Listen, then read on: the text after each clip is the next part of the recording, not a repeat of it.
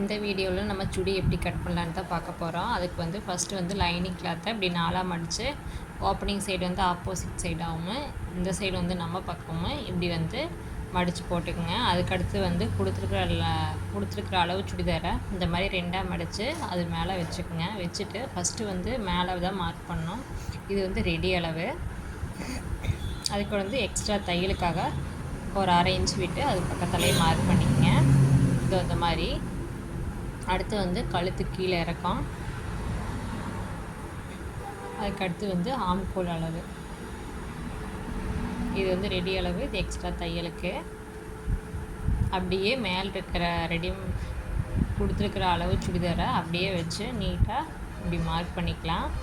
இது வந்து ஓப்பனிங்காக ஒரு மார்க், நேர் ஸ்ட்ரெயிட் லைன் வந்து அடையாளத்துக்காக இந்த மாதிரி நான் மார்க் பண்ணியிருக்கேன். இது வந்து எக்ஸ்ட்ரா வந்து ஒரு 2 இன்ச்சு விட்டு நம்ம மார்க் பண்ணிக்கலாம் தையலுக்காக.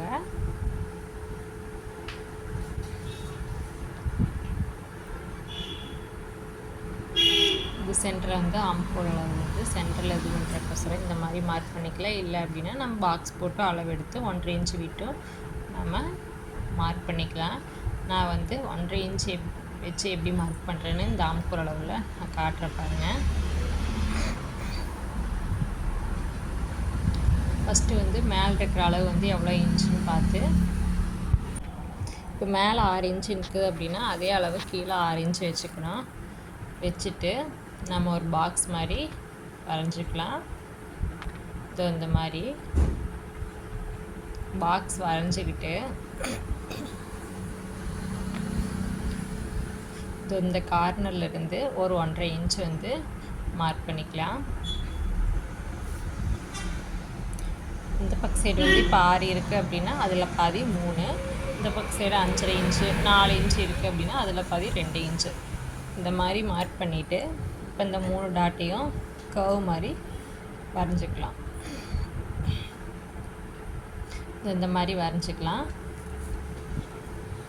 அவ்வளோதான். கழுத்து நெக்குக்கும் ரவுண்ட் ஷேப் தான் கேட்டிருக்காங்க, ரவுண்ட் நெக்கு. அதனால் ரவுண்ட் நெக் வந்து இந்த மாதிரி ட்ரா பண்ணிக்கலாம்.